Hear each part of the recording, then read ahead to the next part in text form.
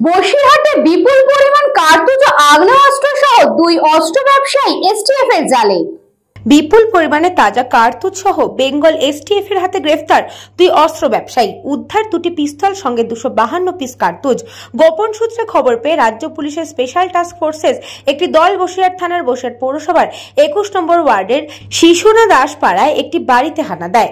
সেই বাড়িতে হানা দিয়ে বিপুল পরিমাণে কার্তুজ ও আগ্নেয়াস্ত্র উদ্ধার করে রাজ্য এসটিএফ। তল্লাশি চালিয়ে ওই বাড়ি থেকেই দীপ্তজিৎ সেন এবং কাজল মুখোপাধ্যায় নামক 2 ব্যক্তিকে গ্রেফতার করা হয়। পুলিশের জেলায় তারা তাদের বাড়িতে অস্ত্র রাখার বিষয়টি স্বীকার করে। উদ্ধার হয় 2টি 7mm সেমি অটোমেটিক পিস্তল ও 252 রাউন্ড কার্তুজ।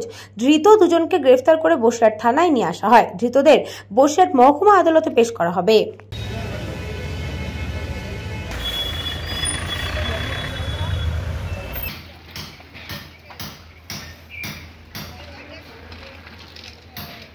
ব্যুরো রিপোর্ট, নিউজ পঙ্ক টাইম।